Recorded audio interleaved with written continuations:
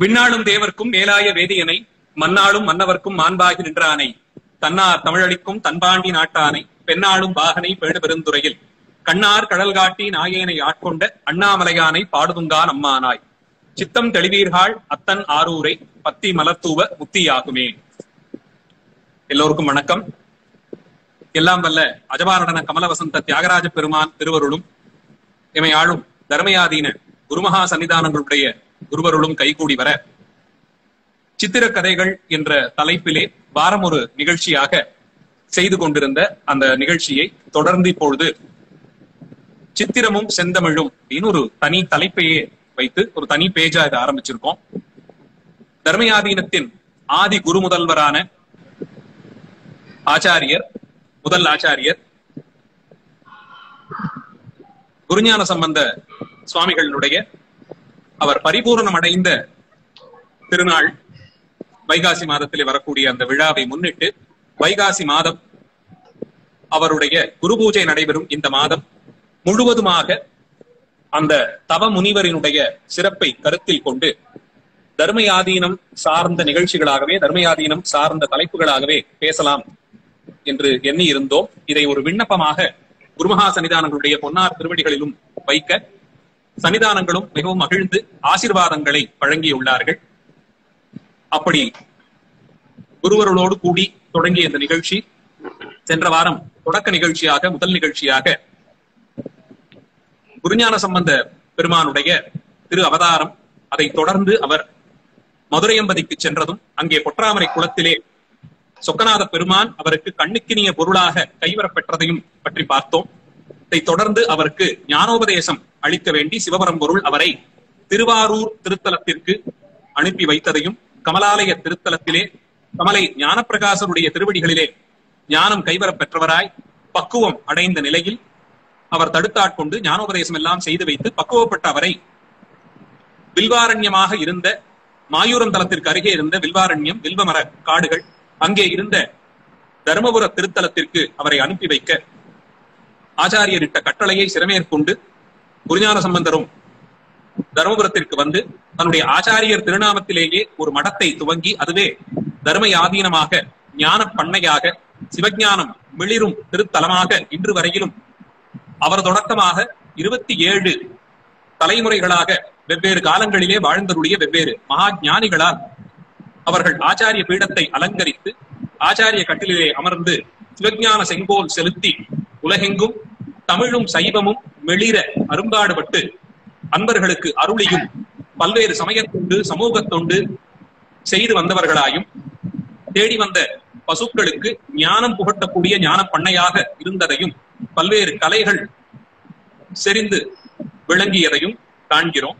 அந்த திருத்தலத்திலே குருமுதல்வர் பெருமானான குருஞான சம்பந்த மூர்த்திகளுக்கு கைவரப்பெற்ற கண்ணுக்கினிய பொருளாக கைவரப்பெற்ற இந்த சொக்கநாத மூர்த்தத்தை ஸ்படிகலிங்க திருமேனியை பொன்னாலான ஒரு பெட்டியிலே வைத்து நாள்தோறும் பூஜித்தல் தர்மயாதீனத்தின் குருமணிகளாக திகழக்கூடியவர்களுடைய தலையாய கடமை. நித்தியமும் அவர்களுடைய அலுவல்கள் ஆதீனத்திலே இந்த சொக்கநாத மூர்த்திக்கு செய்யப்படும் பூஜையிலிருந்துதான் தொடங்கும் என்று பார்க்கிறோம். அப்படி செய்யப்படும் இந்த சிவ பூஜையினுடைய சிறப்புகளும் தினமும் ஆதீனத்திலே நடைபெறும் அந்த சொக்கநாத பூஜையின் காரிய கிரமங்களும் அந்த பூஜையிலே ஈடுபடும் காலத்திற்கு முன்பும் பின்புமாக குருமகா சன்னிதானங்கள் கடைபிடிக்கக்கூடிய நிஷ்டைகளையும் பற்றியும் சிறப்பு செய்திகளாக இன்றைய நிகழ்ச்சியிலே காணலாம் என்று எண்ணியிருந்தோம். இன்று மதியம் இந்த செய்தியையும் அதற்கான அந்த அழைப்பிதழையும் கூட குருமகா சன்னிதானங்களுக்கு அனுப்பி வைக்க மனமு வந்து குருமகா சன்னிதானங்கள் தன்னுடைய ஆசீர்வாதங்களையும் வழங்கியுள்ளார்கள். அந்த ஆசீர்வாதத்தை துணையாக கொண்டு தர்மயாதீனத்திலே நடைபெறும் சொக்கநாத பூஜையினுடைய சிறப்புகளை பற்றி அறிய தெரிந்த விஷயங்களை பகிர்ந்து கொள்ளுகிறேன். ஆதீன குருமுதல்வர்கள், ஆதீன குருமுதல்வர் தொடக்கமாக குருமணிகள் பீடத்திலே அமர்ந்து அந்த சிவபூஜை செய்யும் அருந்தவ காட்சியை விஷ்ணுராம் அவர்கள் இப்பொழுது ஓவியமாக தீட்டத் துவங்குவார். கண்ணுக்கினிய பொருளாகியே என் கரத்தினில் வந்தாள் விண்ணும் பரவிடும் அற்புதமே என்ன விஞ்சை இதுதான் மண்ணும் புகழ்ந்திட என்னையும் பூரண வாரியுள்ளே நன்னும்படி செய் மதுராபுரி சொக்கநாயகனே என்று ஒரு வேண்டுதலை முன்வைக்கிறார் குருஞான சம்பந்தர். அவருடைய சொக்கநாத கலித்துறை என்னும் மிக இனிமையான பாடல்களின் தொகுப்பு சொக்கநாத பெருமானிடத்தே விண்ணப்பமாக அவர் வைக்கக்கூடிய தொகுப்பு. அந்த பாடலின் முதல் பாடலிலேயே, அந்த தொகுப்பின் முதல் பாடலிலேயே கண்ணுக்கினிய பொருளாக தன் கரத்திற்கு வந்து சேர்ந்த பெருமானை வணங்கி, என் பேரில் இத்தனை எளியவனாக, என் பேரில் இத்தனை கருணையோடு வந்து சேர்ந்தாயே என்று கொண்டாடி அவரை பூஜிக்கும் சிறப்பை சொல்லி அந்த நூலை, அருள் நூலை தலை கட்டுகிறார். இந்த பாடல் மிக முக்கியமான பாடல், மிக எளிமையான பாடல். ஆத்மமூர்த்தியாக தனக்கொரு திருமேனி கிடைக்க வேண்டும் என்று வேண்டும் அன்பர்கள், ஒரு குருமுகமாக சிவபூஜை செய்யும் உபதேசம் கிடைக்க வேண்டும் என்று வேண்டி இருக்கக்கூடிய அன்பர்கள் அனுதினமும் பக்தி சிரத்தையோடு இந்த பாடலை பாடி வர அவர்களுக்கான குருவை பெருமான் அவர்கள் திருமுன்பாக காட்டிக் கொடுத்து அவர்கள் மூலமாக ஞானோபதேசம் பெறப்பட்டு ஆத்மமூர்த்தியாக சிவபெருமானை வைத்து பூஜிக்கக்கூடிய பெரும் பேற்றை அடைவார்கள் என்று கூறப்படுகிறது. அதனால் இந்த சொக்கநாத கலித்துறை நூலை ரொம்ப எளிமையாக இருக்கக்கூடியது. பழகிவிட்டால் ஒரு 3 to 4 நிமிடத்திற்குள் ஓதி முடித்து விடலாம். அந்த அருள் நூலை பழக்கப்படுத்தி கொண்டு தினமும் பெருமான் திருமுன்பாக ஓதி வர சிவஞானம் உபதேசிக்க ஒரு ஆச்சாரியர் கிடைப்பார் என்பது திண்ணம். இவருக்கு செந்தமிழ் சொக்கநாதர் என்று ஒரு சிறப்பு பெயர். மதுரையம்பதி சைவமும் தமிழும் மிளிரும் திருத்தலம். தமிழுக்கோர் சங்கம் அமைத்து சிவபெருமான் ஆணையின்படி சிவபெருமானே முதல்வராக அமர்ந்து அவரை தொடர்ந்து முருகப்பெருமான் அமர்ந்தும் அகத்திய முனிவருக்கு தமிழை உபதேசம் செய்து வைத்தும் இப்படி பல்வேறு திருவிளையாடல்களை தமிழ் மொழி தழைத்தோங்க சொக்கநாத பெருமான் செய்தருள் என்றனாலே மதுரையம்பதியில் வசிக்கும் பெருமானை செந்தமிழ் சொக்கனாக வைத்து இன்று வரையிலும் பூஜிக்கிறார்கள். குருமணிகள் எப்போது யாரை ஆசீர்வதித்தாலும் செந்தமிழ் சொக்கநாதருடைய திருவருளை சிந்திப்பதாக சொல்லியே ஆசீர்வதிப்பது ஒரு அனுஷ்டானமாக தர்மயாதீனத்திலே கடைபிடிக்கப்படுகிறது. ஆத்மார்த்த மூர்த்தி என்று சொல்வார்கள், ஆன்மார்த்த பூஜை மூர்த்தி. சைவ ஆகமங்களிலே சிவபூஜை 2 விதமாக செய்யப்படும் என்று சொல்லப்படுகிறது. ஒன்று ஆன்மார்த்த பூஜை, ஆத்மார்த்த பூஜை, மற்றொன்று பரார்த்த பூஜை. பரார்த்தம் என்பது உலகினுடைய நன்மைக்காக, உலகில் உள்ள எல்லா உயிர்களும் நன்மை பெற வேண்டி ஆலயங்களிலே ஆகமத்தில் கூறியுள்ளபடி ஊருக்கு எந்த பகுதியிலே சிவாலயம் அமைய வேண்டுமோ அந்த இடத்தில் ஆகமங்கள் சொல்லியுள்ளபடி அளவுகளிலே சிவாலயம் நிர்மாணம் செய்து அதிலே மூலலிங்கமாக சிவலிங்க பெருமானை எழுந்தருளச் செய்து பரிவார திருமேனிகளை எல்லாம் சுற்றி ஆகமங்களில் சொல்லியுள்ளபடி எழுந்தருளச் செய்து சிற்பசாஸ்திரத்திலே சொல்லியுள்ள மூர்த்தங்களை, விசேஷ மூர்த்தங்களை எழுந்தருளச் செய்து அவர்களுக்குரிய மந்திரங்களை சொல்லி அதிலே பெருமானுடைய திருவருள் பிரகாசிக்கும்படியாக கிரியைகள் மூலமாக சிவதத்துவம் அதிலே சேரும்படியாக செய்து உலக நன்மைக்காக வேண்டிக் கொண்டு பூஜிக்கக்கூடியது பரார்த்த பூஜை என்று சொல்லப்படும். சைவ ஆகமங்கள் இந்த பரார்த்த பூஜையினுடைய வழக்கம், ஒரு ஆலயம் நிர்மாணம் செய்வதனுடைய முறைகள், எந்த இடத்தில் எப்படி கட்டலாம் என்பதை பற்றியும், மூர்த்தங்களை பற்றியும், என்ன நிலையிலே அந்த மூர்த்தங்களை எழுந்தருளச் செய்வது, என்ன மந்திரங்கள் கொண்டு பூஜிக்க வேண்டும், பிராயச்சித்தங்கள் எப்படி செய்ய வேண்டும் என்பதையெல்லாம் விரித்து பேசுகின்றன. அவற்றை கொண்டு சைவர்கள் உள்ளேயும் ஆதிசைவர்களாக இருக்கக்கூடிய சிவாச்சாரிய பெருமக்களை வைத்து மந்திரோக்தமாக பூஜிக்கக்கூடிய மரபு இது பரார்த்த பூஜை என்று சொல்லப்படும். இது தவிரவும் சைவ தீட்சை பெற்ற அடியார்கள் தங்களின் உள்ளே ஒளிரக்கூடிய சிவபரம்பொருளை ஒரு சிவலிங்க திருமேனியிலே மந்திரங்கள் மூலமாகவும் கிரியைகள் மூலமாகவும் அந்த சிவ தத்துவத்தை ஒரு சிவலிங்க திருமேனியிலே எழுந்தருளச் செய்து நாள்தோறும் பூசித்து வருதல் என்பது ஆன்மார்த்த பூஜை என்று அழைக்கப்படும். சிவபூஜை செய்யும் பொழுது அந்த சிவலிங்க திருமேனியிலே நம் உள்ளே இருக்கக்கூடிய சிவபரம்பொருளை மந்திரங்கள் மூலமாகவும் முத்திரைகள் மூலமாகவும் வெளியே கொண்டு வந்து அந்த சிவலிங்கத்திலே தாபித்து உபசாரங்கள் செய்தும் மந்திரங்களாலும் அவரை வணங்கி வழிபட்டு அபிஷேகங்கள் செய்து நைவேத்தியங்கள் செய்து அவருக்கு திருமுறைகள் விண்ணப்பம் செய்து வழிபடுதல் என்பது ஆன்மமூர்த்தி என்று சொல்லி ஆன்மார்த்த பூஜை என்று இதை சொல்லுவார். ஆக தனித்தனியாக உயிர்கள் அவரவர்களுக்கான மூர்த்தமாக வைத்து வழிபடுதலும் உலகின் நன்மைக்காக பொதுவாக வைத்து வழிபடுதல் என்ற விதத்தில் 2 விதமாக இந்த பூஜைகளை பார்க்கிறோம். அதிலே சைவ அடியார்கள் எல்லோரும் கைகொள்ள வேண்டியது ஆன்மார்த்த பூஜை.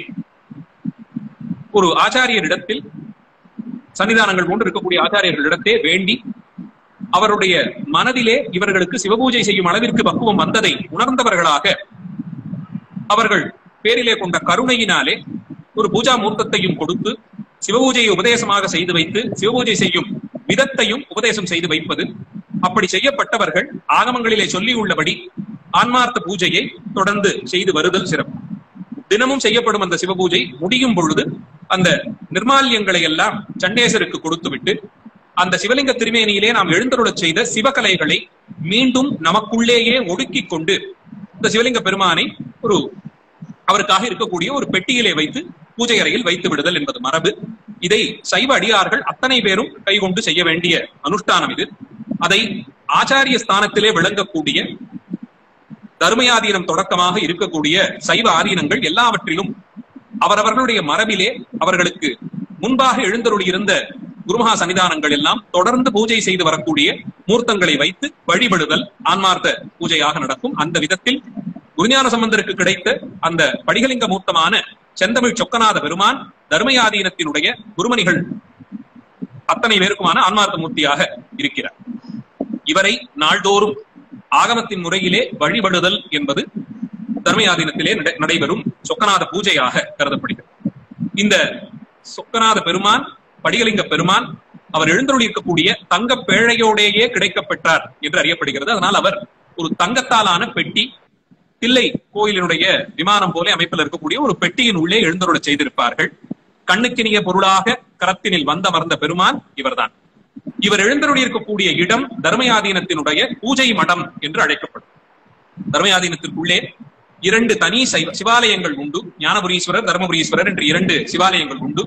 அது தவிர ஆதீன கர்த்தர்கள் எழுந்தருளி பூஜிக்கக்கூடிய மூர்த்தம் எழுந்தருளி இருக்கும் இடத்திற்கும் பூஜை மடம் என்றே பெயர். இந்த பூஜை மடம் தெற்கு நோக்கி எழுந்தருளி இருக்கும். சிவபெருமானுடைய 5 திருமுகங்கள் திக்கிற்கொன்றாக காட்சியளிக்கும் என்று அறிகிறோம். அந்தந்த வழி முகத்திற்கும் தனித்தனியே பூஜா பலன்கள் சொல்லப்பட்டிருக்கிறது. அதனால்தான் சிவபூஜை செய்யும் பொழுது நாம் எப்போதும் தெற்கு நோக்கி அமர்தலை சிறப்பு என்று கருதுவார். வெவ்வேறு திசையில் அமர்ந்து செய்தாலும் தெற்கு நோக்கி அமர்தல் ஞானத்தை பெற்றுத் தரக்கூடியது என்று பொருள். தெற்கு நோக்கி இருக்கக்கூடிய முகம் பெருமானுடைய அகோர முகம், ஞானம் வழங்கக்கூடிய முகமாக அந்த முகம் இருப்பதினால் தர்மயாதீனத்திலும் பூஜை மடத்தில் எழுந்தருள பண்ணப்பட்டிருக்கும் பெருமான் தெற்கு நோக்கி எழுந்தருளி இருப்பார். அந்த மடமே ஆலயம், பூஜை மடம் தெற்கு நோக்கி இருக்க காண்கிறோம். அங்கே 2 புறங்களிலுமாக இந்த பெருமானை எழுந்தருள செய்திருக்கக்கூடிய அந்த பூஜை மடத்திற்கு 2 பக்கங்களிலும் 96 துளைகள் கொண்ட ஜன்னல்கள் இருக்கும். துளை என்று ஒரு ஜன்னல் போல அமைப்பு, சாளரம் என்று சொல்லுவோம். 96 துளைகள் கொண்டதாக இருக்கும். இந்த 96ம் 96 தத்துவத்தை குறித்து வந்திருப்பவை. தில்லை சிற்றம்பலத்திலும் நடராஜ பெருமான் எழுந்தருளி இருக்கக்கூடிய அந்த சபை, சிற்றம்பல சபையிலே நடராஜர் எங்கே எழுந்தருளி ஆடிக்கொண்டிருக்கிறாரோ அந்த சபையிலும் இதே போலே முகப்பிலே 96 துளைகளோடு கூடிய சாளரம் இருக்கும். 96 தத்துவங்களை குறித்து வந்தவை. சைவ சித்தாந்தத்தின்படி இந்த 96 தத்துவங்கள் ஒரு பட்டியல் உண்டு. அதற்கெல்லாம் மேம்பட்ட பொருளாக பராகாச வெளியிலே பெருமான் ஞான நடனம் புரிந்து கொண்டிருக்கிறான் என்பது சித்தாந்தம். அதை வெளிப்படுத்தும் விதமாக அதை குறித்து 96 தத்துவங்களை குறிக்கும் 96 துளைகளோடு கூடிய சாளரங்கள். பூஜை மடத்தில் நின்று தரிசித்தால் 2 பக்கமும் இருக்கக்கூடிய அந்த சாளரங்களை நாம் காணலாம். தில்லையிலே இருக்கக்கூடிய அதே அமைப்பு. அதே போல் சொக்கநாத பெருமான் எழுந்தருளி இருக்கும் சன்னதியின் விமானமும் தில்லை சிற்றம்பலத்திலே நாம் காணக்கூடிய விமானமாக அமைந்திருக்கும். சாதாரணமாக இங்கே மற்ற ஆலயங்களிலே நாம் காணக்கூடிய இந்த திராவிட கட்டிடக்கலை அமைப்பு இல்லாது சபையிலே இந்த அரங்கத்தின் மேலே வேயப்படுவது போல இருக்கக்கூடிய கூரை அமைப்பு, அதே அமைப்பு தர்மயாதீன பூஜை மடத்திற்கு மேலேயும் இருப்பதை காண்கிறோம். மற்றொரு சிறப்பு, ஆதீன பூஜை மடத்திற்கு உள்ளே நுழைந்தவுடன் பூஜை மடத்திற்கு முன்பகுதியிலே ஒரு 4 படிகள் இறங்கி 3 படிகள் இறங்கி கீழே ஒரு தொட்டி போலே ஒரு அமைப்பு இருக்கும். அங்கே நின்று சொக்கநாத பெருமானுடைய பூஜையை தரிசிக்க வேண்டும். அந்த இடத்திற்கு தொட்டிக்கட்டு என்று பெயர். இந்த பழைய காலத்துல எல்லாம் வீடு கட்டும் பொழுது முன்கட்டு, பின்கட்டு, நடுக்கட்டு அந்த ஒரு பகுதியையும் குறிப்பிட்டு சொல்லுவார்கள். அது போல பூஜை மடத்தின் உள்ளே ஒரு நீர் தேக்கி வைக்கக்கூடிய தொட்டி போல ஒரு குளம் போன்ற அமைப்பு நடுவிலே இருக்கும்.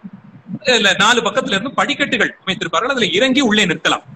அப்படி இருக்கக்கூடிய அந்த பகுதிக்கு தொட்டிக்கட்டு என்று பெயர். அங்கே நின்று சொக்கநாத பூஜையை தரிசிக்க வேண்டும் என்று சொல்லுவார்கள். வேறொன்னும் காரணம் இல்லை. அது ஒரு 2.5 அடி 3 அடி ஆழம் இருக்கும். அதுல இறங்கி நாம் அந்த தளத்திலே நிற்கும் பொழுது ஒரு 5 அல்லது 5.5 அடி உயரம்னு நாம் வைத்துக் கொண்டால் அந்த தளத்திலிருந்து ஒரு 3.5 அடி உயரத்திலே சொக்கநாத பெருமான் எழுந்தருளி இருப்பார். அப்போ சொக்கநாத பெருமான் எழுந்தருளி இருக்கிற பீடத்தின் அதே நேர்கோட்டில் நம்முடைய தலை இருக்கும். அப்ப நாம் நிற்கும் இடத்திலே நம்முடைய சிரசுக்கு மேலே சொக்கநாத பெருமான் எழுந்தருளி இருக்கும் பாவனையில் அங்கே நிற்க முடியும். தில்லையிலே நின்று கீழே கனகசபைக்கு கீழே நின்று ஸ்படிகலிங்க அபிஷேகம் சந்திரமௌலீஸ்வர பூஜையை தரிசித்தாலோ அல்லது நடராஜ பெருமான் எழுந்தருளி ஆடிக்கொண்டிருக்கக்கூடிய அந்த சிற்றபையை கீழே இருந்து தரிசித்தாலோ அவர் எழுந்தருளி இருக்கும் பீடத்திலிருந்து நேரே ஒரு நூல் பிடித்தால் கீழே நம்முடைய தலையை தொடும் அளவிலே இருக்கும். அதனால்தான் தில்லைக்கு செல்லும் பொழுதெல்லாம் கீழே இருந்து தரிசிப்பது இன்னும் சிறப்பு. அங்க இருந்து பார்த்தோம்னா நடராஜா நம்முடைய சிரசுக்கு மேலே அந்த தூக்கிய திருவடிகளை ஊன்றி இருப்பது போல ஒரு பாவனையில் நிற்பார். இந்த பக்கத்துல வந்து நின்று ஸ்படிகலிங்க பூஜை தரிசனம் செய்தாலும் அதே அமைப்பு தான் இருக்கும். அப்படி ஒரு சிறப்பு தில்லையிலே உண்டு. அதே அமைப்பு இங்கே தர்மயாதீனத்திலும் இருக்க காண்கிறோம். அப்படி அந்த தொட்டிக்கட்டிலே நின்று சொக்கநாத பெருமானுடைய பூஜையை தரிசித்தல் சிறப்பு என்று கருதப்படுகிறது.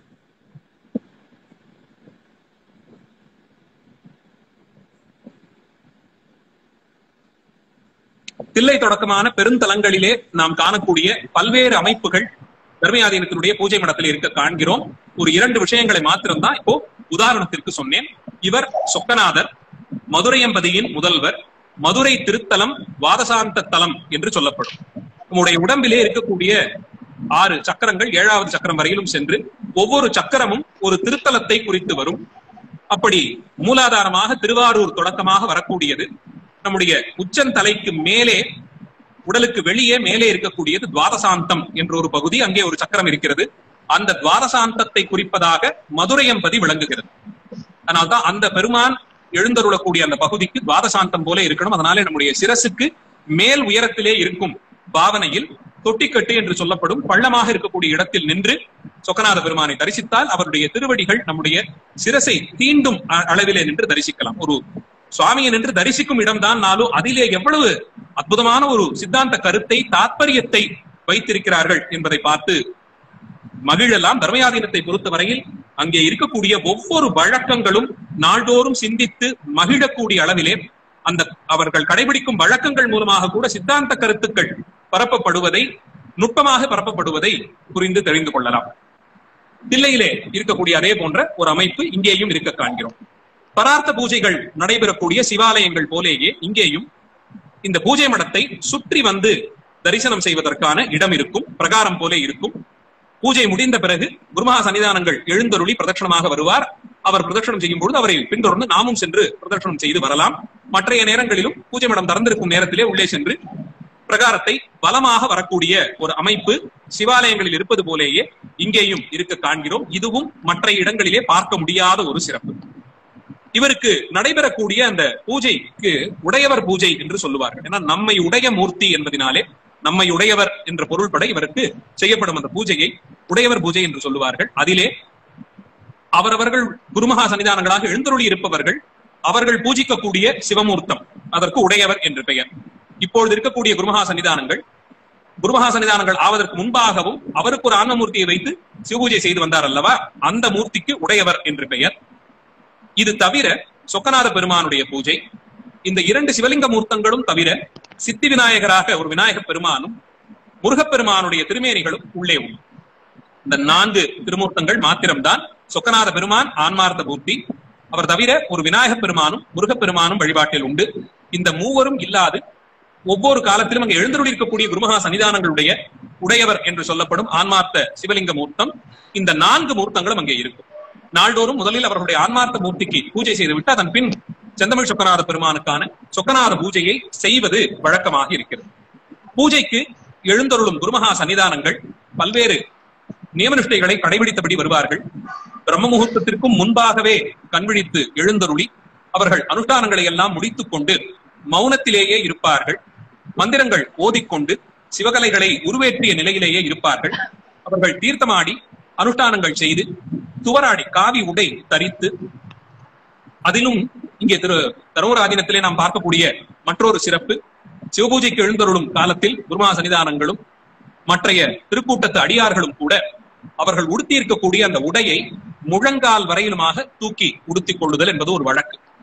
சாதாரணமாக அணிந்து கொண்டிருக்கக்கூடிய வேட்டியின் அளவிலே அதனுடைய நுனியை தூக்கி இடுப்பிலே சொருகி வைத்துக் கொண்டு எழுந்தருளுவார்கள். ஏன்னா அந்த வேட்டியினுடைய கீழே இருக்கக்கூடிய கரை காலை தீண்டி கொண்டு இருக்கக்கூடாது என்பது ஒரு அனுஷ்டானம். கணுக்காலுக்கு மேலே அது இருக்கணும் என்பதனாலே அதை உயர தூக்கி சொருகிபடிதான் இவர்கள் பூஜைக்கே எழுந்தருள்வார்கள்.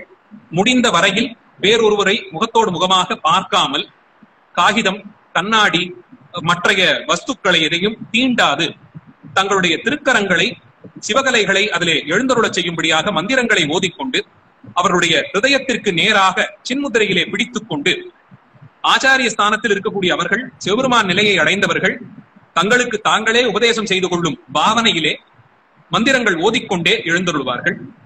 அப்படி அவர்கள் எழுந்தருளும் பொழுது மற்றைய சப்தங்கள், உலகியல் சார்ந்த குறை போன்ற சொற்கள், குறையான சொற்கள் எல்லாம் அவர்கள் திருச்செவியிலே விழுந்து விடாதபடிக்கு அவர்களுக்கு பணிவிடை செய்யக்கூடிய அடியார்களும் திருக்கூட்டத்தடியார்களும் அவர்களுக்கு முன்பாக ஹரஹர மகாதேவா என்ற கோஷமும் சிவகோஷமும் எழுப்பியபடியே கைதட்டி கொண்டு ஒலி எழுப்பியபடி எதிரே குறுக்கே யாரும் வராதபடிக்கு அந்த வழியை விலக்கிக் கொண்டு குருமகா சன்னிதானங்கள் எழுந்தருளுவதற்கு அந்த இடத்தை சரி செய்து கொண்டே வருவார். சிவபூஜை செய்யும் காட்சி எத்தகையதோ அது போன்ற சிறப்பு குருமகா சன்னிதானங்கள் சிவபூஜைக்கு எழுந்தருளும் அருட்கோலம். அத்தனை அனுஷ்டானம் அவர்களுடைய திருமுகத்திலே தெரியும். வேறு யாரிடமும் எந்த வார்த்தையும் பேசாதவர்களாய் மௌன நிலையிலேயே வேறு ஒருவரையும் கண்ணெடுத்து பாராது சிந்தையெல்லாம் சிவ சிந்தனையோடு பஞ்சாட்சர மந்திரம் ஓதியபடியே தங்கள் ஹிருதயத்திற்கு தாங்களே உபதேசம் செய்து கொள்ளும் அந்த பாவனையோடு சிவோகம் பாவனையிலேயே புறப்பட்டு வருவார்கள். ஏன்னா சிவபெருமானை பூஜிக்க சிவனால் மட்டுமே முடியும்.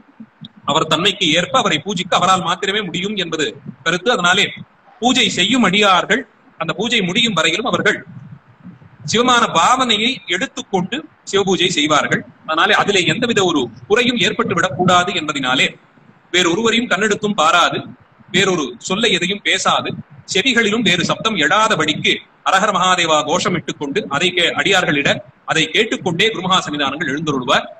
நிச்சயம் சிவபூஜை செய்வதற்கு முன்பாக குருமகா சன்னிதானங்கள் எழுந்தருளும் அந்த நிலையை பார்த்தால் திருக்கைலாயத்திலிருந்து சிவபெருமான் தன்னுடைய சிம்ஹாசனத்திலிருந்து எழுந்து வரும் பொழுது அங்கே இருக்கக்கூடிய அடியார்கள் பெறக்கூடிய ஒரு பேரோ இது என்று நினைக்கும்படியாக இருக்கும்.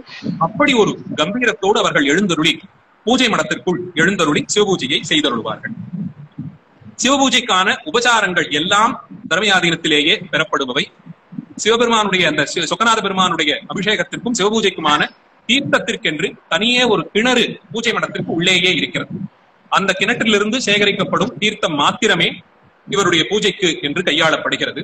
அதுபோக சொக்கநாத பெருமானுடைய பூஜைக்காக வேண்டி மலர்கள் பறித்து சிவபூஜை செய்வதற்கான நந்தவனம், பெரிய அளவிலான நந்தவனம் தர்ம ஆதீனத்திலேயே இருக்க காண்கிறோம். சிவபூஜைக்கு உரிய அஷ்ட புஷ்பங்கள் என்று சொல்லக்கூடிய பூக்கள், பத்திரங்கள், இவைகள் எல்லாம் அங்கேயே விளையக்கூடியவைகள். தனித்தனியே அதற்கென்று நியமிக்கப்பட்டிருக்கக்கூடிய அடியார்கள் திருத்தொண்டாக கிரமம் தவறாது அந்த சிவபூஜைக்கான மலர்களை சரியான முறையிலே பறித்து வில்வ முதலிய பத்திரங்களையும் பறித்து தொடுத்தும் உதிரி புஷ்பங்களாகவும் சேகரித்து வைத்திருப்பார்கள்.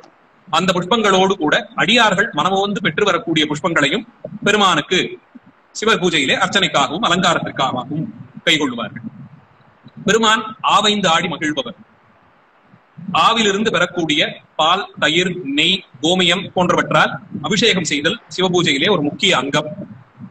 அப்படி சிவபூஜைக்கு சிவ அபிஷேகத்திற்கு தேவையான பால் முதலிய திரவியங்களையும் தர்மயாதீனத்திலேயே இருக்கக்கூடிய கோசாலையிலிருந்து கறந்து சேகரித்து வைத்துக் கொள்வார்கள். அதுபோல சிவபூஜைக்கு முக்கியமான சந்தனம், திருச்சாந்து, அதையும் தர்மயாதீனத்திலே மிக குறிப்பாக அதற்கென்று நியமிக்கப்பட்டிருக்கக்கூடிய அடியார்கள் சிரத்தையோடு தேய்த்து அரைத்து பெறப்படும் சந்தனத்தை அபிஷேகத்திற்கும் அலங்காரத்திற்குமாக பெற்றுக் கொள்கிறார்கள். இப்படி சிவபூஜைக்குரிய திரவியங்களுக்கு ஆகமங்கள் சொல்லி உள்ள இலக்கணத்தில் சிறிதும் பிழை ஏற்படாதபடி பார்த்து கொண்டு இந்த ஆன்மார்த்த பூஜையாக சொக்கநாத பெருமானுடைய பூஜை நடைபெறுகிறது. நேற்றைய தினம் வேறொரு இடத்திலே எரிபத்த நாயனாருடைய பெருமையை பற்றி பேச ஒரு வாய்ப்பு கிடைத்த பொழுது சிவகாமி ஆண்டார் அந்த புஷ்பங்களை பறித்து வருவதற்கு அவர் மேற்கொண்டிருந்த தவத்தை பற்றி பார்த்தோம். நந்தவனம் அமைத்து பூக்கள் பறித்து சிவபூஜைக்கு கொடுத்து நாயனாராக உயர்ந்தவர் முருகநாயனார் என்று பார்க்கிறோம். சிவபூஜை செய்ய இயலாதவர்கள் கூட சிவபூஜை செய்பவர்களுக்கு அந்த திரவியங்களை சேகரித்து கொடுத்தல் எத்தனை பெரிய சிவபுண்ணியத்தை விளைவித்துக் கொடுக்கும் என்பதை சாத்திர நூல்களும் ஆகமங்களும் கூட பெருமையாக சொல்லுகின்றன. ஒருவர் செய்யும் சிவபூஜையை தரிசித்தல் சிறப்பு, அவர்களுக்கு உபகாரமாக சிவபூஜைக்குரிய திரவியங்களை சேகரித்துக் கொடுத்தல், இதெல்லாம் பெரும் புண்ணிய காரியங்களாக கருதப்படுகின்றன. அதே நேரத்தில் சிவபூஜைக்குரிய திரவியங்கள் எத்தனை தூரம் சுத்தமானதாக இருக்க முடியுமோ அதை பார்த்து செய்தலும் வேண்டும். சிவபூஜைக்கென்று சொல்லப்பட்டிருக்கக்கூடிய பூக்கள் பெரும்பான்மை எந்த பூக்களுக்கும் விலக்கு இல்லை என்றாலும் சில புஷ்பங்களை பெருமான் வெவ்வேறு காரணங்களாலே தாழம்பு போன்ற பூக்களை சிவபூஜையிலே கைகொள்வதில்லை. அப்படி போன்ற பூக்களை விலக்கியும் பெருமான் உகந்த புஷ்பங்கள் எத்தனை நம்மால் சேகரிக்க முடியுமோ அவற்றை காம்போடு சேர்த்து பறித்தும் அதனுடைய வண்ணத்திலோ அதனுடைய எழிலிலோ அதனுடைய நறுமணத்திலோ நாம் மயங்கி விடாமல் அதிலே எச்சில் படாதபடிக்கு பார்த்து கொண்டு நாம் முகர்ந்து விட்டால் அந்த பூ எப்படி சிவபூஜைக்கு உகந்தது அல்ல என்று ஒதுக்குகிறோமோ அதுபோல அந்த பூவினுடைய வண்ணத்திலே நாம் ஈடுபட்டு விட்டாலும் அதில் எச்சில் பட்டதாகி விடுகிறது, கண்ணெச்சில் பட்டு விடுகிறது. அதனாலே ஒரு பூவினுடைய அழகை ரசித்து விட்டு அதன் பிறகு அதை சிவபூஜைக்கு கொள்ளக்கூடாது என்பது விதி. அதுபோல தொடுக்கும் பொழுதும் நாரில் வைத்து சேர்த்த பிறகு அது கீழே தெரியாமல் கைதவறி விழுந்து விட்டால் அது சிவபூஜைக்கு உரியது அல்ல என்று ஒதுக்கப்பட வேண்டும். பூக்கள் பறித்து உள்ளங்கைகளிலே வைத்துக் கொள்ளுவதும் அவசாரமாக சொல்லப்பட்டிருக்கிறது. கைகளிலே வேர்வை கோர்த்திருக்கலாம், அல்லது வேற ஏதாவது குறை ஏற்பட்டிருக்கலாம், அழுக்கு ஏறி இருக்கலாம், அது தெரியாமல் அதிலே பட்டு விடலாம். அதனால் ஒரு கூடையிலோ அல்லது பாத்திரத்திலோ சேகரித்து வைத்துக் கொண்டு அந்த கூடையையும் பாத்திரத்தையும் கூட வைத்து அணைத்துக் கொண்டால் நம்மேலே இருக்கக்கூடிய தூசி அதிலே படிந்து விடலாம் என்பதனாலே அதை ஒரு கோலிலே வைத்து கட்டி தோளிலே சுமந்து வருவார்கள். பூக்குடலை என்று சொல்லுவோம். தெரிவத்தர் நாயனார் புராணத்திலே சிவகாமி ஆண்டார் சுமந்து வந்தது போல அப்படி இருக்கக்கூடிய பூக்குடலையிலே சுமந்து வந்து சிவார்ச்சனைக்கு இந்த புஷ்பங்களை எடுத்துக்கொள்ள வேண்டும் என்பது விதி. இத்தனை விதிகள் சிவபெருமானுடைய சிவபூஜையிலே, நித்திய சிவபூஜையிலே பூக்களுக்கும் மற்றைய திரவியங்களுக்கும் விதிக்கப்பட்டிருக்கிறது. அதனால் உலக நன்மைக்காக வேண்டி பூஜை நடைபெறும் செந்தமிழ் சொக்கநாதருடைய இந்த பூஜையிலே ஒரு சிறு அளவிலும் குறை ஏற்படாதபடிக்கு திரவியங்களில் மிக உயர்ந்த திரவியங்கள் எவையோ, சிறந்தவைகள் எவையோ, குற்றமற்றவைகள் எவையோ அதை மாத்திரம் கைகொள்ளுவதை குருமணிகள் மிகவும் நேர்த்தியான ஒரு விரதம் போல வைத்திருக்கிறார். அதிலே எந்த குறையும் வராமல் பார்த்துக் கொள்வது, பணிவிடை செய்யக்கூடிய அடியார்களும் அதற்கென்று நேரம் ஒதுக்கி சுத்தமான திரவியங்களை மாத்திரம், மிக உயர்ந்த திரவியங்களை மாத்திரம், சந்திரமாகட்டும் தீர்த்தமாகட்டும் புஷ்பங்களாகட்டும் அவற்றை சேகரித்து நித்தியம் சிவபூஜை செய்து வருவதை வழக்கமாக வைத்திருக்கிறார்கள் என்று அறிகிறோம். அந்த சொக்கநாத பெருமானுடைய பூஜைக்கு முன்பாக இவர்களுடைய உடையவர் என்று சொல்லப்படும் ஆன்மார்த்த சிவலிங்கத்தை வைத்து பூஜித்து அவரை மீண்டும் பெட்டியிலே எழுந்தருள செய்துவிட்டு தங்க பேழையிலே எழுந்தருள பண்ணப்பட்டிருக்கும் செந்தமிழ் சொக்கநாதரை பூஜை வேதிகையில் எழுந்தருள செய்து நிர்மால்யங்கள் களையப்பட்டு கிரமப்படி அவருக்கான பூஜைகள் செய்து அபிஷேகம் செய்விக்கப்பட்டு இறுதியாக சந்தன குழம்பினால் அவருக்கு அபிஷேகம் செய்து சுத்த ஜலத்தால் அபிஷேகித்து அத்தனை தூரம் பல்வேறு திரவியங்களை கொண்டு அபிஷேகம் கண்டருடைய திருமேனிக்கு அந்த ஈரத்தினாலோ குளிரினாலோ எதுவும் ஏற்படாதபடிக்கு மிளகு ரசம் நைவேத்தியமாக வைக்கப்படுகிறது. மிளகு சாதம் நைவேத்தியமாக வைக்கப்படுகிறது. இந்த இடத்திலே ஒரு கேள்வி எழலாம். சிவபரம்பொருள் எல்லாம் வல்லவர் என்றும் என் குணங்கள் உடையவர் என்றும் உலகத்திற்கெல்லாம் தலைவர் என்றும் எல்லா குணங்களும் நிரம்ப பெற்றவர் என்றெல்லாம் பார்க்கும் அந்த மூர்த்தத்திற்கு நம்மை போல இப்படி ஒரு குறையும் வந்து விடுமோ என்ற ஒரு கேள்வி வரலாம். இந்த ஆன்மார்த்த பூஜை விஷயத்தில் நம் உள்ளே ஒளிரக்கூடிய சிவபெருமானை, சிவகலைகளை சேகரித்து மந்திரங்கள் மூலமாகவும் கைகளிலே பிடிக்கக்கூடிய முத்திரைகள் மூலமாகவும் அந்த சிவ லிங்க திருமேனியிலே எழுந்தருள செய்து பூஜிக்கிறோம். அப்படி செய்யும் பொழுது நமக்குரிய குறைகளிலே ஏதேனும் அதிலும் கலந்திருந்து அது ஒரு குறையாக படிந்துவிடக் கூடாது என்பதற்காக ஒரு ஜாக்கிரதை நிமித்தமாக செய்யப்படுவது இது போன்ற உபச்சாரங்கள். அதனால் குளிர்ந்த நீரினாலே அபிஷேகித்து அந்த சிவலிங்க திருமேனிக்கு உடனே அந்த திருமஞ்சன வேதிகள் அவர் எழுந்தருளி இருக்கும் பொழுதே மிளகு சாதம், மிளகு ரசம் போன்றவை நைவேத்தியம் பண்ணுவது பல ஆலயங்களிலும் வழக்கமாக காண்கிறோம். அதிகமாக மழை பெய்து வெள்ளம் ஏற்படும் அபாயம் வந்தாலும் அந்த ஆலயத்தில் எழுந்தருளி இருக்கக்கூடிய மூர்த்திக்கு மிளகு ரசம் வைத்து நைவேத்தியம் செய்வது அல்லது மிளகு சாதம் பொடித்து போட்டு மிளகு சாதம் நைவேத்தியம் செய்வதெல்லாம் ஒரு பெரியவர்கள் கடைபிடித்த வழக்கமாக காண்கிறோம். அந்த நிலையில் தர்மயாதீனத்திலும் சந்தன குழம்பினால் அபிஷேகம் செய்து அவர் அந்த அபிஷேக வேதிகையில் எழுந்தருளி இருக்கும் பொழுதே இந்த பிரசாதத்தை நைவேத்தியமாக செய்வார்கள். இப்படி பால், தயிர் தொடக்கமாக பல்வேறு திரவியங்கள் அபிஷேகித்து சந்தன குழம்பினால் அபிஷேகித்து அதன் பின் இந்த நைவேத்தியமும் செய்து முடித்து சுத்த ஜலத்தை கொண்டு அபிஷேகிக்க வேண்டும். சிவபூஜையிலே நாம் செய்யும் பொழுது எல்லா திரவியங்களும் முடிந்த பிறகு பூர்ண கும்பம் வைத்திருந்தால் அந்த கும்ப ஜலத்தினாலும், அது தவிர மாட்டினுடைய கொம்பை வடித்து அதன் மூலமாக ஒரு சிருங்கம் போல ஒரு கையிலே ஒரு ஆயுதம் போல சிவபெருமான் வைத்திருப்பார்களே மாட்டினுடைய கொம்பு, அது போல வடிக்கப்பட்ட மாட்டின் கொம்பின் உள்ளே சுத்த ஜலத்தை விட்டு மாட்டினுடைய கொம்பு நுனியிலே இடப்பட்டிருக்கும் ஒரு சிறு துளையின் மூலமாக அந்த நீர் வெளியேறி அந்த நீர் சிவபெருமானுடைய திருமேனியை தீண்டும் விதமாக அபிஷேகம் செய்தல். அதே போல யானையுடைய தந்தம் அதை குடைந்து இது போல அதிலேயும் ஒரு சிறு துளையிட்டு வைத்திருப்பார்கள். அதிலே இந்த சுத்த ஜலத்தை கொண்டு அபிஷேகம் செய்தல். மானினுடைய கொம்பு, அதுபோல யானை காண்டாமிருகத்தினுடைய கொம்பு, இதெல்லாம் சிவபூஜையிலே ஒரு அங்கமாக சொல்லப்பட்டிருக்கிறது. பல ஆலயங்களிலே, தொன்மையான ஆலயங்களிலே இதெல்லாம் இன்றைக்கும் வழக்கத்தில் இருப்பதை நாம் பார்க்கலாம். தியாகராஜ பெருமானுக்கு நடைபெறும் மகாபிஷேகங்களிலே வெள்ளிப்பூன் பூட்டப்பட்ட இந்த மாட்டினுடைய கொம்பு, யானை தந்தத்தால் ஆன கொம்பு, காண்டாமிருகத்தினுடைய கொம்பு இவற்றையெல்லாம் வைத்து அதிலே சுத்த ஜலத்தை விட்டு பெருமானுடைய திருமேனிக்கு முழுக்காட்டுதல் வழக்கம். அப்படி இங்கேயும் தர்மயாதீனத்திலும் 1000 துளைகள் கொண்ட சகசிரதாரை என்று சொல்வார்கள். ஒரு தட்டிலே 1000 துளைகள் இடப்பட்டிருக்கும். அதிலேயும் காண்டாமிருகத்தின் கொம்பு, பசுமாட்டினுடைய கொம்பு, யானை தந்தம் இவைகள் எல்லாம் குடைந்து ஆக்கப்பட்ட அந்த பாத்திரங்கள் மூலமாகவும் அபிஷேகம் செய்யப்பட்டு தங்கப்பூன் பூட்டப்பட்ட வலம்புரி இடம்புரி சங்குகளிலே புனித நீர் சேகரிக்கப்பட்டு அதாலும் சொக்கநாத பெருமானுக்கு அபிஷேகங்கள் நடைபெறும். இதெல்லாம் ரொம்ப அற்புதமான உபச்சாரங்கள். பல நேரங்கள்ல பல காரணங்களாலே ஆலயங்களில் கூட நம்மால் செய்ய முடியாதது. ஆன்மார்த்த பூர்த்தியாக வைத்திருக்கும் பொழுதும் இதை வீடுகளிலே இதையெல்லாம் இப்படிப்பட்ட பாத்திரங்களை எல்லாம் வடிவமைத்து செய்தல் என்பது சிரமம்.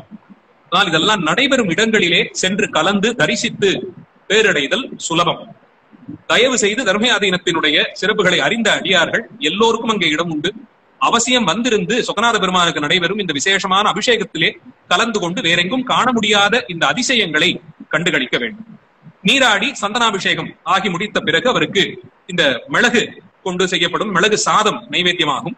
அதன் பிறகு அவருக்கு மகா அலங்காரம் செய்யப்பட்டு நைவேத்தியம் சிவபெருமானுக்கு செய்யப்பட வேண்டும். தர்மயாதீனத்திலே தினமும் சுத்தான்னம் நைவேத்தியம் உண்டு. அதோடு கூட கறி வகைகளும் தயிரும் மசியல் பருப்பிட்டு செய்யப்படும் மசியலும் உண்டு.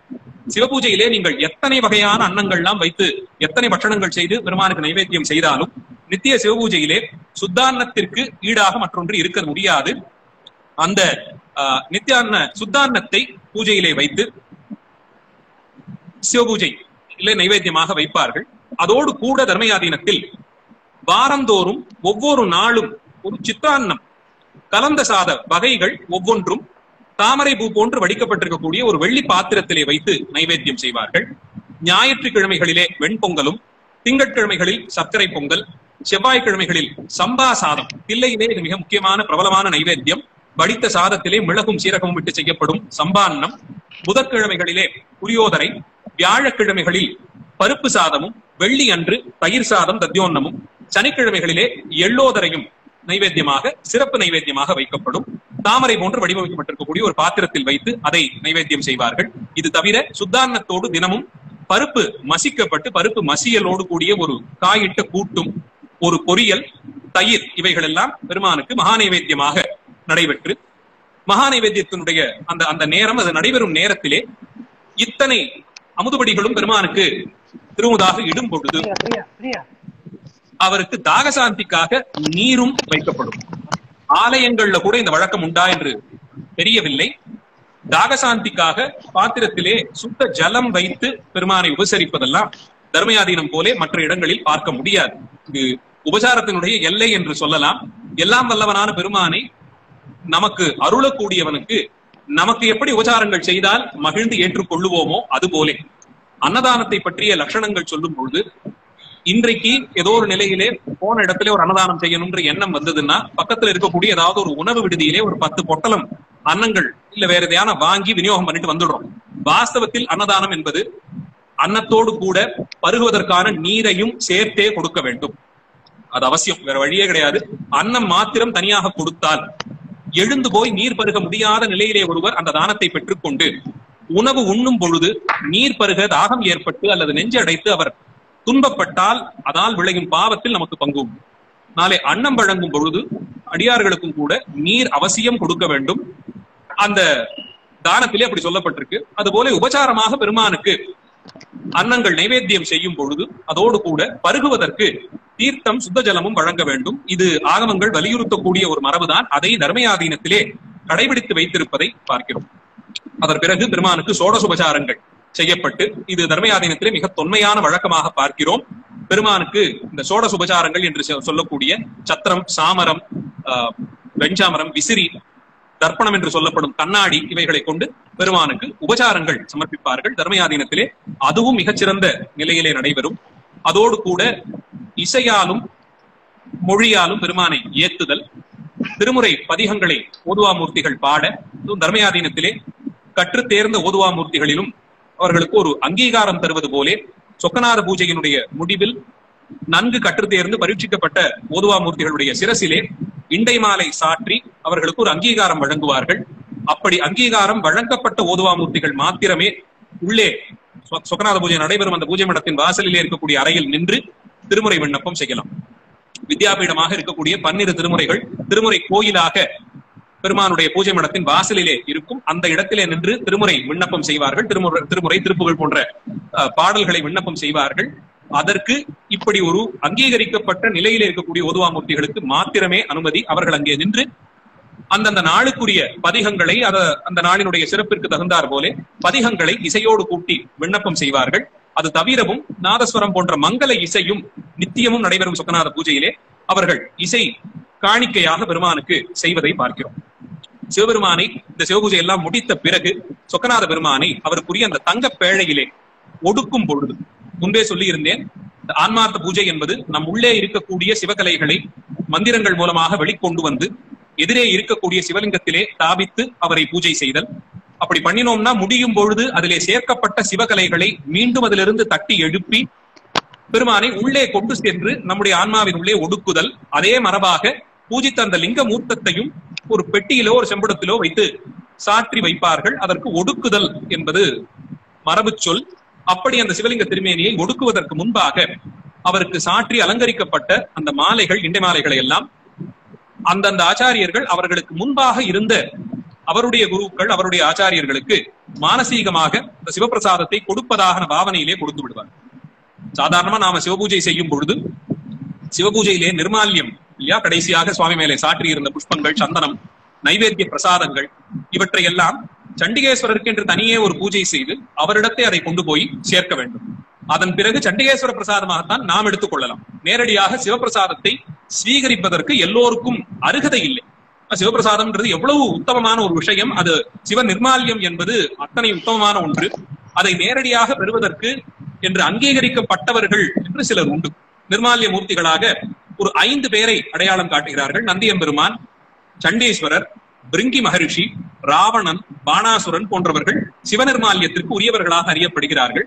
அதான் ஆலயத்திலே சண்டேஸ்வர பெருமானிடத்தே சிவபெருமானுடைய நிர்மால்ய பிரசாதங்களை கொண்டு போய் சேர்த்தல் வழக்கம். சில பழைய ஆலயங்கள்ல நிர்மால்ய வாசல் என்றே ஒரு வாசல் இருக்கும். சுவாமி சன்னதிக்கு வடக்கு பக்கத்திலே, சுவாமி கிழக்கு பார்த்து எழுந்தருளி இருந்தார்னா அவருக்கு வடக்கு பக்கத்திலே சண்டிகேஸ்வரர் எழுந்தருளி இருப்பார். சுவாமி சன்னதியிலிருந்து சண்டேஸ்வரர் சன்னதிக்கு செல்வதற்கு ஒரு சின்ன குறுகிய வாசல் வைத்திருப்பார்கள். மற்ற நேரங்கள்ல அதை உபயோகிக்க மாட்டாங்க. ஆனா தினமும் காலையிலே ஆலயம் திறந்து நிர்மால்யம் களைந்து அதை கொண்டு போய் சண்டிகேஸ்வரர் இடத்தை சேர்க்கணும். அதற்காக வேண்டி அந்த இடத்திலே ஒரு நிர்மால்ய வாசல் என்ற ஒரு வாசல் இருக்கும். பெருமானுடைய நிர்மால்யம் அத்தகையது. அதை மூச்சுக்காற்று கூட படாமல் வாயையும் மூக்கையும் சேர்த்து கட்டியது போல ஒரு துண்டை கட்டி கொண்டு சுத்தமான ஒரு பாத்திரத்தில் சுவாமியின் திருமேனியில் இருக்கக்கூடிய நிர்மாலயத்தை எல்லாம் சேகரித்து வைத்து வாத்திய இசையோடு அதை தலையிலே சுமந்து பரிசாரகர் எடுத்துக்கொண்டு செல்ல அர்ச்சகர் சென்று அந்த நிர்மால்யங்களை களைந்து சண்டிகேஸ்வரருக்கு சமர்ப்பிப்பார். இது வழக்கம். திருவாரூர் தியாகராஜ சுவாமி கோயில் இதற்கு நின்று வாசல் உண்டு. இன்னைக்கும் பிரகாரத்தை வலமாக வரும்பொழுது வன்மீகநாதர் சன்னதியை ஒட்டி இருக்கக்கூடிய அந்த வாசலுக்கு நேர் எதிரே பிரம்மாண்டமான ஒரு சிவலிங்க திருமேனி எழுந்தருளச் செய்திருப்பார்கள். அவருக்கு பெயர் ருண விமோச்சனர் என்பது. ருணம் என்று சொன்னால் கடன், கடனை தீர்த்து கொடுக்கக்கூடியவர் என்று பெயர். இன்னைக்கு எல்லா விஷயத்தையும் தப்பாக நாம் அர்த்தம் செய்து கொள்வது போலே நாம் ஏதோ யாரிடத்தையோ வாங்கிய பொருளை, பணத்தை, அந்த கடனை தீர்ப்பதற்கான வடிவமாக அவரை பார்த்து அவருக்கு நிறைய பூஜைகள்லாம் இப்ப நடக்க ஆரம்பிச்சு. வாஸ்தவத்தில் அவர் தீர்த்து கொடுக்கக்கூடிய கடன் பிறவி கடன். அதனால்தான் நிர்மால்ய வாசலிலே அருகேயே அவரை வைத்திருக்கிறார்கள். சுவாமியினுடைய நிர்மால்யமானது பிறவி கடனை தீர்த்து கொடுக்கும் என்ற தாற்பயத்தினால் இந்த ருணவிமோசனர் என்ற பெயரோடு ஒரு லிங்க திருமேனியை நிர்மால்ய வாசலுக்கு எதிரே திருவாரூரிலே எழுந்தருளச் செய்திருப்பார்கள். சிவநிர்மால்யத்திற்கு இத்தனை சிறப்புகள் உண்டு. நாம் சிவபூஜை செய்யும் பொழுது நிர்மால்யங்களை எல்லாம் களைந்து இறுதியாக சண்டேசரை ஆவாகனம் செய்து அவரிடத்தை அந்த பிரசாதங்களை கொடுத்து அவருடைய பிரசாதமாக சிவனடியாராக இருக்கும் சண்டேசருடைய பிரசாதமாக நாம் பெற்றுக் கொள்ளுதல் மரபு. இப்படி சிவபெருமானை தவிர சூரியன், விநாயக பெருமான் அல்லது சண்டேசர் இவர்களை எல்லாம் வைத்து பூஜிக்கக்கூடிய சிவபூஜை மரபு என்பது சிவபூஜை செய்யும் அந்த வழியிலே ஒரு ஆரம்ப நிலைதான். அது இன்னும் மெருகேறி சிவ தியானத்திலே அத்தனை தூரம் உருபோட்டவர்கள் சிவலிங்க திருமேனியை மாத்திரம் வைத்தே சிவபூஜை செய்வார்கள். அவர்களுக்கு சண்டேஸ்வருக்கு தனியே பூஜை செய்ய வேண்டிய அவசியம் கூட கிடையாது என்று பார்க்கிறோம். அந்த நிலையில் நின்று பூஜிக்கக்கூடிய இந்த ஆச்சாரியர்களுக்கு சிவநிர்மால்யத்தை அவர்களுடைய ஆச்சாரியர்களிடத்தை கொடுத்தல் என்பது மரபு. அதனால்தான் இங்கே சண்டேச பூஜை என்று ஒன்று தனியாக செய்து இந்த பிரசாதத்தை, சொக்கநாதருடைய பிரசாதத்தை சண்டேஸ்வருக்கு கொடுப்பதில்லை. அவரவர்களுடைய ஆச்சாரியர்களுக்கு சுத்த பூஜையாக செய்யப்படுவதனால், இது சுத்த பூஜைனா இது இல்லாத வேற பூஜைகள் உண்டானா இருக்கு. சிவபெருமானை தவிர மற்றைய தெய்வங்களையும் வைத்து வழிபட்டு இறுதியாக சிவபெருமானை பூஜிக்கக்கூடிய ஒரு மரபெல்லாம் உண்டு. அதெல்லாம் ஒரு ஆரம்ப காலத்திலே செய்யக்கூடிய பூஜை. அது உருஏறி ஞானாபிஷேக முறையில் எல்லாம் சென்றவர்கள் இப்படி சுத்த பூஜை என்ற பெயரில் சிவலிங்க திருமேனியை மாத்திரம் வைத்து பூஜிக்கக்கூடியதை பார்க்கலாம்.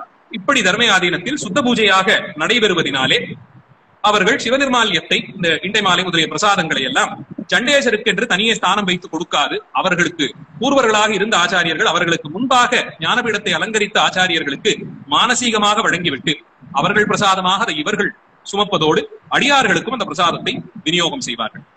இப்படி சொக்கநாதருடைய பூஜை முடிவுற்ற பிறகு அவரை வலமாக வந்து வழிபட்டு சித்திர படங்களாக ஆங்காங்கே எழுந்தருளி இருக்கக்கூடிய மூர்த்தங்களை எல்லாம் புஷ்பங்களால் அர்ச்சித்து வழிபடுவார்கள். சன்னதி வாசலிலேயே வித்யாபீடம் என்று சொல்லப்படும் திருமுறை கோயில் இருக்கும். சிவபூஜை செய்யும் பொழுது எப்பயுமே நாமே சிவலிங்க பெருமானை வைத்து பூஜிக்கும் பொழுது சுவாமிக்கு நாம அமர்ந்திருக்கக்கூடிய நமக்கு இடது பாகத்திலே சிவபெருமானுக்கு அருகிலேயே ஒரு ஸ்தானத்தில் வித்யாபீடமாக ஆவாகனம் செய்து பூஜை செய்து அதிலே 12 திருமுறைகள், ஆகமங்கள், சாத்திர நூல்கள் எல்லாம் ஞான நிதியாக சேர்ந்திருப்பதாக பாவித்து அதை பூஜித்து அதன் பிறகுதான் திருமுறை பாடல்களை விண்ணப்பம் செய்வோம். அப்படி வித்யாபீடமாக எழுந்தருளி இருப்பதுதான் ஆலயத்திலே நாம் நடராஜர் சன்னதியிலே காணக்கூடிய திருமுறை கோயில்கள். இங்கேயும் சொக்கநாதர் சன்னதி வாசலிலேயே இந்த வித்யாபீடமான திருமுறை கோயில் எழுந்தருளை செய்திருப்பார்கள். அதை பூஜித்து பொதுவாமூர்த்திகள் திருமுறை எல்லாம் பாடி அருள சுற்றி வரும் வழியிலே சித்திர படங்களாக எழுந்தருளி இருக்கக்கூடிய மற்றைய மூர்த்திகள், சமய ஆச்சாரியர்கள், தில்லை கூத்த பெருமானுடைய சித்திரம் இவற்றுக்கெல்லாமும் பூக்களால் அர்ச்சித்து வழிபட்டு ஆலயத்தை பிரதட்சணமாக வருவார்கள்.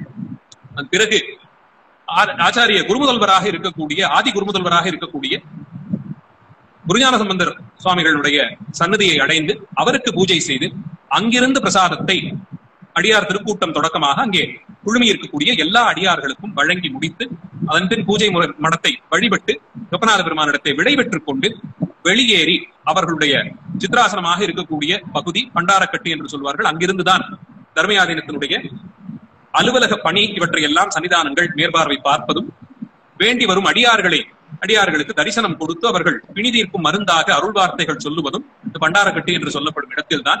அங்கேதான் ஆதீனத்தினுடைய சிம்ஹாசனமான சித்திர சிம்மாசனம் இருக்கும். அதிலே அமர்ந்து அடியார்கள் எல்லாரும் திருவடிகளிலே விழுந்து வணங்க அவர்களுக்கு திருநீற்று பிரசாதத்தை வழங்கி அதன் பின் அந்த நாளினுடைய அலுவல்களை பார்க்க துவங்குவார்.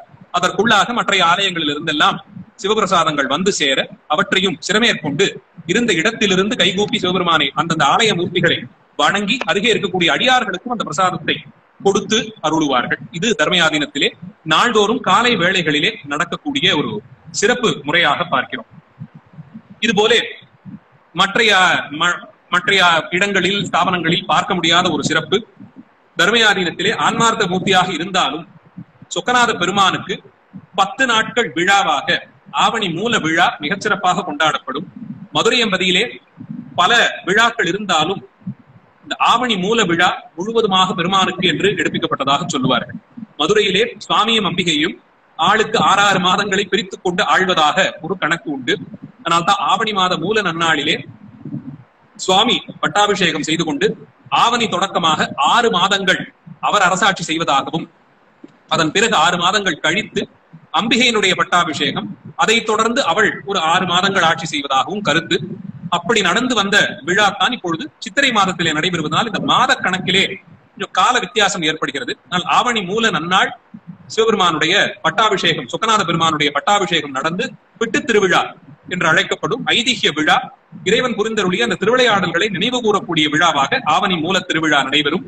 மதுரை எம்பதியில் உண்மையில் சொல்ல வேண்டும் என்றால் சித்திரை விழாவை விடவும் மிக முக்கியமான தாற்பயங்கள் நிறைந்த விழாவாக, சைவ சித்தாந்த கோட்பாடுகள் நிறைந்த விழாவாக இந்த ஆவணி மூல விழா இருக்க காண்கிறோம். அந்த விழா இங்கேயும் மிகச் சிறப்பான முறையிலே பிட்டு பாவாடை எல்லாம் சொக்கநாத பெருமான் முன்பாக அமைத்து அப்பம் முதலிய பட்சணங்கள், தேன்குழல் முதலிய பட்சணங்கள் எல்லாம் செய்து பாவாடை நைவேத்தியமாக சொக்கநாத பெருமானுக்கு நடைபெற்று மிகச்சிறப்பான விழாவாக தர்மயாதீனத்திலே 10 நாள் விழாவாக அருளமுதம் வழங்கக்கூடிய விழாவாக நடைபெறும். நாள்தோறும் சைவ அறிஞர் பெருமக்களை அழைத்து அவர்கள் மூலமாக நல்லுபதேசங்கள் வழங்கியும் சைவ சமய கருத்துக்களை வலியுறுத்தி பேசக்கூடிய சொற்பொழிவுகள் ஏற்பாடு செய்தும் தமிழும் சைவமும் நாள்தோறும் திகழ அங்கே விழா கோலமாக இந்த ஆவணி மூல நன்னாள் விழா நடந்து வருவதை பார்க்கிறோம். இந்த ஆவணி மூல விழா போன்று தனியே 10 நாள் விழா ஆன்மார்த்த மூர்த்திக்கு எல்லாம் எடுப்பது வேறு எங்குமே நாம் காண முடியாத சிறப்பு. அங்கே கொடியேறும் நாளில் தொடங்கி, மதுரையில் கொடியேறும் நாள் தொடங்கி இங்கேயும் அதே நிலையிலே இந்த விழா நடைபெறுவதை பார்க்கிறோம். இது தர்ம ஆதீனத்திலே குருமகா சன்னிதானங்கள் எழுந்தருளி இருக்கும் காலத்திலே நடைபெறும் பூஜை. நாம் உயிரை விட்டு பிரியாத நிலை எப்படி நமக்கு இயற்கையோ அதுபோலே உடலிலே உயிர் தங்கி இருந்தால் தானே அந்த பிராணன் இருக்க வேண்டும் அல்லவா? அப்படித்தான் ஆன்மார்த்த மூர்த்தியான சிவபரம் பொருள் நாம் பூஜிக்கக்கூடிய மூர்த்தியை விட்டு பிரியாது இருக்க வேண்டும் என்பது சிவபூஜை செய்பவர்களுக்கு மரபு. அதனாலே ஆச்சாரியர்கள் குருமகா சன்னிதானங்கள் யாத்திரை நிமித்தமாக வெளியூர்களுக்கு செல்லும் பொழுது செந்தமிழ் சொக்கநாத பெருமானையும் உடனே எடுத்துச் செல்லுதல் என்பது ஒரு மரபு. திருக்கைலாய யாத்திரை வரையிலும் சென்றவர்கள் தென்னகத்தில் தென்னிந்தியாவிலேயே முதலில் திருக்கைலாய யாத்திரை செய்து திருக்கைலாய தரிசனம் செய்து வந்தது தர்மயாதீனத்தின் 25வது குருமகா சன்னிதானங்களாக எழுந்தருளி இருந்தவர்கள் தான் என்பது ஒரு முக்கியமான வரலாற்று செய்தி. இது ஒரு 100 ஆண்டுகளுக்கு முன்பாக இன்றைக்கே திருக்கைலாய யாத்திரை எத்தனை சவால்களை நம் முன்பாக வைக்கும் என்று தெரியும். அத்தனையும் கடந்து செல்ல வேண்டும். முழுவதுமாக பெருமானுடைய திருவருளும் குருவருளும் இல்லாமல் நிச்சயமாக நடக்க முடியாது. பணம் படைத்தவர்கள் எல்லாம் சென்று விட முடியுமான அப்படியும் முடியாது. உடல் உழைக்க வேண்டும். அதை தாண்டி பல்வேறு காரணங்கள் உண்டு. ஆனால் இன்றைக்கும் கிட்டத்தட்ட ஒரு 100 ஆண்டு காலத்திற்கு முன்பாக தர்மயாதீனத்தின் ஆட்சி பீடத்தை அலங்கரித்த 25வது குருமகா சன்னிதானங்கள் கையிலை முனிவர் என்றே அவருக்கு சிறப்பு பெயர். அவர் வடதேச யாத்திரை செய்வதிலே மிகுந்த பற்றுடையவராக இருந்தார். பசுபதிநாத், திருக்கேதாரம், வாரணவாசி போன்ற பல வடநாட்டு திருத்தலங்களை தரிசித்தும் அந்தந்த தலங்களிலே பல நாட்கள் எழுந்தருளி இருந்தும் அங்கேயும் சைவம் பரப்பிய பெருமை அவருக்கு உண்டு. தர்மயாதீனத்திற்கும் வடநாட்டிற்கும் உடைய தொடர்பு 4வது குருமகா சன்னிதானங்களுடைய காலத்தில் குமரகுருபரரை நியமித்ததிலிருந்தே தொடங்குகிறது. காசி திருத்தலம் தர்மயாதீனத்திற்கு மற்றொரு இல்லம் போலே என்று சொல்லலாம். அத்தனை நெருங்கிய தொடர்பு காசி திருத்தலத்திற்கும் தர்மயாதீனத்திற்கும் இருக்க காண்கிறோம். அப்படி கைலாய யாத்திரை அவர்கள் செய்து வந்தார்கள். அதுபோல பல்வேறு திருத்தல யாத்திரைகள் செல்வது, தர்மயாதீனத்தின் அருளாட்சி கீழே இருக்கக்கூடிய ஆலயங்கள், பல ஆலயங்கள், பெரிய ஆலயங்களும் மற்ற ஆலயங்கள் எல்லாம் தர்மயாதீனத்தின் அருளாட்சியின் கீழ் உள்ளவை. அதை பற்றி அறிந்து கொள்ள வேண்டும் என்று நிறைய அன்பர்கள் கேட்டிருந்தார்கள். எந்தெந்த ஆலயங்கள், அதிலே அவர்களுடைய சிறப்பு பணி என்பது என்ன என்பதை வரும் வாரங்களிலே ஒரு வார நிகழ்ச்சியாக நாம் பார்க்கலாம். அது போன்ற காரணங்களுக்காக வேண்டி இவர்கள் தல யாத்திரையாக செல்லும் பொழுதும் சொக்கநாத பெருமானை உடன் எழுந்தருள செய்து கொண்டு செல்ல வேண்டியது மரபு. அதற்கு ஏதுவாக இவர்கள் எழுந்தருளக்கூடிய புண்ணிய தலங்கள், பெரிய நகரங்களில் எல்லாம் கூட தர்மயாதீனத்திற்கென்று ஒரு நிலம் பெறப்பட்டு அங்கே ஒரு மடம் போன்ற ஒரு அமைப்பு அல்லது பிரச்சார நிலையங்கள் போன்ற கட்டிடங்களை எழுப்பி அந்த கட்டிடங்களுக்குள்ளேயும் பூஜை மடம் போன்ற ஒரு அமைப்பை, எப்படி இங்கே தர்மயாதீனத்தில் இருக்கிறதோ அதுபோல பூஜை மடங்கள் போன்ற ஒரு அமைப்பை ஏற்படுத்தி சிவபூஜைக்குரிய தீர்த்தத்தை சேகரிக்க கிணறு, அவருக்கான பிரசாதங்களை செய்து கொடுக்க தனியே மடப்பள்ளி, இத்தனை அமைப்போடு பல நகரங்களிலும் நிர்மாணம் செய்திருக்கிறார்கள். ஆனால் அவர்கள் புறப்பட்டு யாத்திரையாக செல்லும் பொழுது சொக்கநாத பெருமானை தனியே ஒரு பெட்டியிலேயும், சித்தி விநாயகர், முருகப்பெருமான் இவர்கள் பூஜை செய்யக்கூடிய ஆன்மார்த்த மூர்த்தி என்று இந்த மூவரையும் ஒரு பெட்டியிலுமாக இப்படி 2 பெட்டிகளாக வைத்து அந்த பெட்டிக்கு பட்டாலும் மலர்களாலும் அலங்காரம் செய்து மடத்திலிருந்து தொடங்கும் பொழுது குருமகா சன்னிதானங்கள் உடைய சிரசிலே சுமந்து கொண்டு அதை அவருக்கு அடியார் திருக்கூட்டத்து அடியார்கள் சிரசிலேயும் சுமந்து கொண்டு மடத்திலிருந்து புறப்பட்டு அவர்கள் யாத்திரை செல்லுதல் வழக்கம். செல்லும் இடங்களில் எல்லாம் அந்த பூஜை மடத்திலே சொக்கநாத பெருமானை எழுந்தருளச் செய்து நாள்தோறும் தர்மயாதீனத்தில் எப்படி தமிழ்மறை இன்னிசை ஓதி மங்கள வாத்தியங்களோடு ஆகமங்களிலே சொல்லிக் உள்ளபடி ஆன்மார்த்த பூஜை நடைபெறுகிறதோ அந்த சிறப்புகளுக்கு ஒரு சிறப்பிலும் ஒரு குறையும் வராமல் பார்த்து கொண்டு அதே நிலையில் செல்லும் இடங்களில் எல்லாம் சிவபூஜை செய்து வருதல் என்பது ஒரு விரதமாக இவர்கள் கைகொண்டிருக்கிறார்கள். சாதாரணமா சிவபூஜை செய்பவர்கள்லாம் ஒரு தல யாத்திரை செல்ல வேண்டும் என்றாலும் வீட்டிலே ஒரு சிறு கை குழந்தையோடு யாத்திரை செல்வதென்றால் எத்தனை திட்டமிடுதல் வேண்டுமோ, எவ்வளவு முன்கூட்டி யோசிக்க வேண்டுமோ அதுபோல யோசிக்கணும். அதை சிவபூஜை செய்வதற்கென்று தனியே பெட்டி வைத்துக் கொண்டு அதிலே இந்த சிவபூஜை செய்வதற்கான பாத்திரங்கள், பூஜைக்குரிய திரவியங்களை எல்லாம் சேகரித்து வைத்துக் கொண்டு செல்லும் இடங்களிலே எங்கே தங்கவிருக்கிறோம், எங்கே இந்த பொருட்கள் எல்லாம் கிடைக்கும் என்பதை எல்லாம் பார்த்து கொண்டு செல்ல வேண்டும். அது ஒரு ஆன்மார்த்த மூர்த்தியாக நாம் செய்வதற்கு இத்தனை திட்டமிடல் வேண்டும் என்றால் இத்தனை பெரிய ஆட்சி பீடம், அருளாட்சி பீடம், இங்கே இருக்கக்கூடியவர்கள் அவர்களுடைய பூஜை, நிஷ்டை, விரதம் எல்லாம் எத்தகையது என்பதை ஒருவாறு நாம் யூகிக்கலாம். அந்த சிறப்பிற்கு எந்த குறையும் வராமல் செய்யப்பட வேண்டிய பூஜை, அதற்கு தகுந்தார் போலே எல்லா ஏற்பாடுகளையும் செய்து கொண்டு இவர்கள் யாத்திரை செல்வதும், இதை காரணம் காட்டி யாத்திரை செல்லாமல் இருப்பதில்லை. பல்வேறு ஆலயங்களுக்கு செல்வதும், கும்பாபிஷேகங்களிலே கலந்து கொள்வதும், இவர்கள் திருப்பணி செய்த ஆலயங்களுக்கு செல்வதும், இப்படி பல இடங்களுக்கும் யாத்திரை செல்லும் காரணங்கள் நிறைய அமையும். அப்பொழுதெல்லாமும் இப்படி சொக்கநாத பெருமானை எழுந்தருள செய்து கொண்டு பூஜை செய்து வருதல் ஒரு மரபாகிறது. இந்த பூஜை மடத்திலே உலகில் வேறெங்கும் காண முடியாத மற்றொரு சிறப்பு உண்டு. ஒரு விதத்தில் அது ஒரு பெரிய அதிசயம் அல்லது ரகசியம் என்றே சொல்லலாம். அதை பற்றியும் சொல்லியே இந்த நிகழ்ச்சியை முடிக்க பார்க்கிறேன். இந்த தெற்கு பார்த்து அமைந்திருக்கக்கூடிய இந்த பூஜை மடம், அதை பிரதட்சணமாக வரலாம் என்று சொல்லியிருந்தேன் அல்லவா? இப்படி சுற்றி வரும் காலத்திலே பூஜை மடத்திற்கு நேரே பின்பகுதியில் பின்னால் இருக்கக்கூடிய பகுதியிலே ஒரு அமைப்பு இருக்கும், ஒரு கட்டிட அமைப்பு இருக்கும். அந்த கட்டிட அமைப்பு 16 ஒடுக்கம் என்று ஒரு சிறப்பு பெயரால் அறியப்படும். சைவ ஆகமங்களிலே மூன்றாவதாக இருக்கக்கூடிய பகுதி யோக பகுதி என்று சொல்லுவார்கள். யோக பாகம் அஷ்டமா சித்தி பெற்று அஷ்டாங்க யோக நிலையிலே நின்று வெளியே இருக்கக்கூடிய பெருமானை உள்ளே கண்டவர்களாக வளருவதற்கு யோக மார்க்கத்திலே செல்பவர்கள் கைகொள்ள வேண்டிய வழக்கங்களை, எப்படி அந்த யோகங்களை செய்ய வேண்டும், படிப்படியாக அதிலே ஒரு பரிணாமம் அடைந்து வருதல் எப்படி, இறுதியிலே சமாதி கைகூடுதல் வரையிலுமாக அதனுடைய ரகசியங்கள் எல்லாம் யோக ரகசியமாக பேசப்பட்டிருக்கும். பெருமிழலை குறும்பர் போன்ற அடியார்கள் இந்த நிலையிலே நின்றவர்கள் என்று கொள்ளலாம். யோக மார்க்கத்திலே 4 பெருமக்களுள் சுந்தரமூர்த்தி பெருமான் யோக மார்க்கத்திலே நின்றவர் என்பதும் பெரியவர்கள் படித்த வழி. அப்படி அந்த மார்க்கத்தில் நின்றுதான் ஒரு தோழன் என்ற நிலையிலே அத்தனை உரிமையோடு கொண்டிருந்தார். நற்றவா உனை நான் மறைக்கணும் சொல்லும் நாமும் நமசிவாயவே என்பது அவருடைய நிலை. அப்படி வேறு பொருள்களை பற்றியோ மற்ற விஷயங்களை பேசி வந்தாலும் உள்ளுரை பொருளாக சிவசிந்தனை அவரை விட்டு பிரியாது என்ற நிலையிலே நின்றவர் சுந்தரமூர்த்தியார் என்று பார்க்கிறோம். அப்படி யோக மார்க்கம் சைவ ஆகமங்களிலே 3வது பாகமாக இருக்கக்கூடியது யோக பாகம். அதிலே சொல்லப்பட்டிருக்கக்கூடிய அஷ்டாங்க யோகத்தையும் 16ஆக பெருக்கி குண்டலினியை சஹஸ்ராரம் வரையிலும் மேல் நோக்கி கொண்டு செல்வதற்கு உடலிலே 16 அங்கங்களாக அதை பிரித்து ஒவ்வொரு அங்கத்தையும் கடந்து மேலே சுமந்து சென்று சஹஸ்ராரம் வரையிலும் சென்று அங்கே 1000 இதழ் கொண்ட தாமரை பூவினுள்ளே நின்று நடம்புரியும் நடராஜ பெருமானை மணக்கண்ணால் கண்டு தரிசித்தல் ஆகிற அந்த யோக மார்க்கத்தை பயின்று வந்த ஆச்சாரியர்கள் நிரம்பிய ஞான பண்ணையாக இருந்தது தர்மயாதீனம். இன்று வரையிலும் அந்த வழக்கம் இருக்க காண்கிறோம். இதற்கு ஷோடசகலா பிரசாதம் என்று ஒரு சிறப்பு பெயர் இட்டழைத்திருக்கிறார்கள். ஆதி குருமுதல்வரான குருஞான சம்பந்த பெருமான் இந்த ஷோடசகலா பிரசாதத்தை பற்றி அதனுடைய நுட்பங்களை விவரித்து ஒரு ஷட்க நூல் ஒன்றை செய்தருளி இருக்கிறார். மேம்போக்காக அதை அப்படியே படித்தோம் என்றால் அதிலே சொல்லப்பட்டிருக்கக்கூடிய ரகசியமான யோக குறிப்புகள் விளங்காது. அருளாளர்களுடைய துணை கொண்டு அவர்கள் திருவடிகளிலே வழங்கி அதனுடைய உட்பொருளை உணர வேண்டும். அப்படி உணர்ந்த அந்த யோக மார்க்கத்தை கைகொண்டால் 14 பகுதிகளாக விரித்து சொல்லப்பட்டிருக்கக்கூடிய அந்த குண்டலினியை செலுத்தக்கூடிய வழியிலே செலுத்தி சஹஸ்ராரம் வரையிலும் சென்று ஞானம் அடைந்தவராய் முக்தி பெயர் விடுதல் என்ற ஒரு வழக்கம் வேறு எங்கும் காணாத ரகசியமாக ஞான நிதியாக தர்மயாதீனத்திலே கைகொள்ளப்படுகிறது. அதை காட்டும் விதமாக இந்த 16 கலைகளை காட்டும் விதமாக 16 ஜன்னல்கள் அமைத்த ஒரு அறை இந்த பூஜை மடத்திற்கு பின்பக்கத்திலே இருக்கும். வெளியே இருந்து பார்த்தால் அது 16ம் தனித்தனியாக அறைகள் போலே காட்சி தரும்.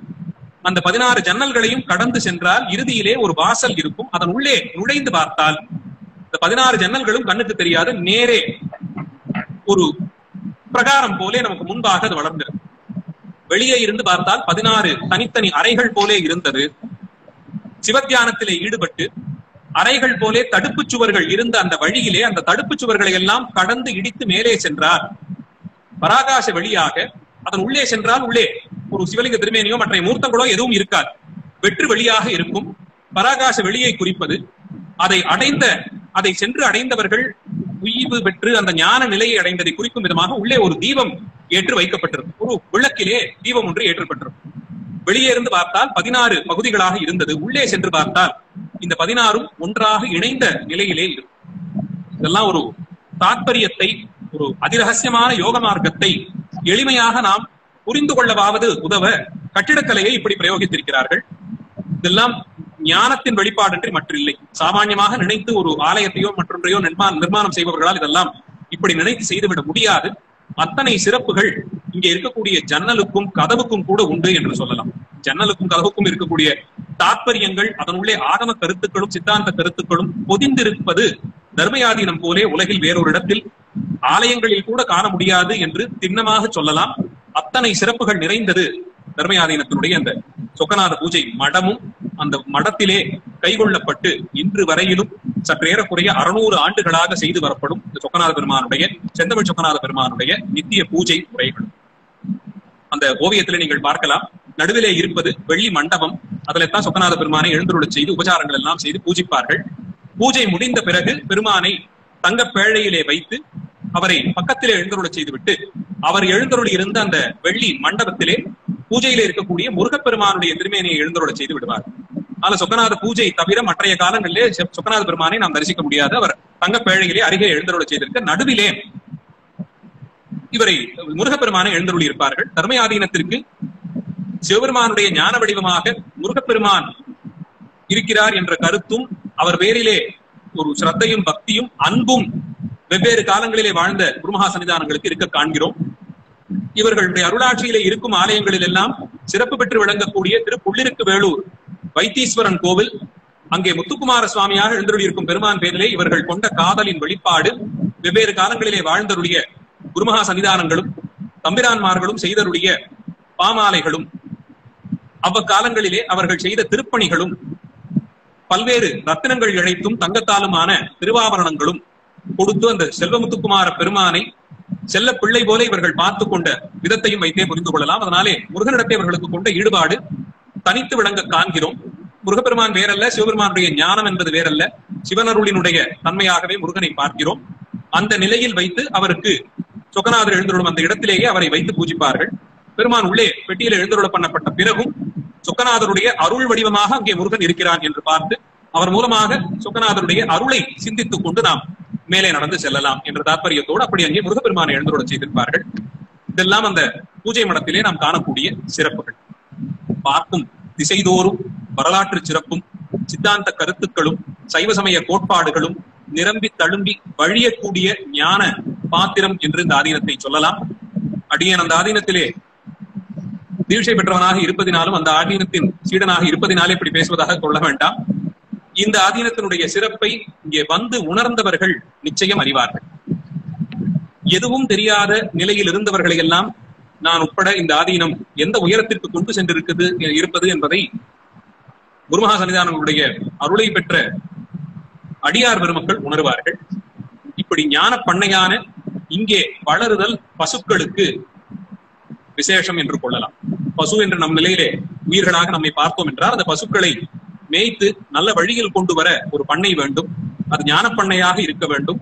அப்படி ஒரு ஞான பண்ணை தர்மயாதி. இந்த சிறப்பு பெயர் கூட வேறெங்கும் எந்த சைவ ஸ்தாபனங்களுக்கும் வழங்க பெறாதது. தர்மையினுடைய ஞானஸ்தானமாக அது விளங்குவது தெளிவாக கண்டுவிடலாம். இந்த ஓவியத்திலே நீங்கள் இப்பொழுது பார்த்துக் கொண்டிருக்கிறீர்கள். நடுவில் இருக்கக்கூடிய வெள்ளி பூஜா மண்டபம், அதற்கு பக்கத்திலேயே ஒரு பீடத்திலே வைத்திருக்கும் இந்த தங்க பேழையில் தான் படிகலிங்க மூர்த்தமாக செந்தமிழ் சொக்கநாத பெருமான் எழுந்துருள செய்திருப்பார்கள். அவருக்கு முன்பாக உபச்சாரம் செய்வதற்கான அர்க்கிய வட்டில்கள் எல்லாம் தனித்தனியே எழுந்துருள பண்ணப்பட்டிருக்கும். படிகங்கள் எல்லாம் எழுந்துருள பண்ணப்பட்டிருக்கும். அதற்கு அருகே இருக்கக்கூடிய மேடையிலே குருமகா சன்னிதானங்கள் கிழக்கு பார்த்து எழுந்தருளி இருந்து பெருமான் தெற்கு பார்த்து அமர்த்தி வைத்து சிவபூஜை செய்வதை பார்க்கிறோம். இந்த படிகலிங்க மூர்த்தத்தை அபிஷேக வேதிகையிலே எழுந்துருள செய்து அபிஷேக திரவியங்கள் கொண்டு அவருக்கு முழுக்காட்டுவித்து உபச்சாரங்கள் செய்வதை பார்க்கிறோம்.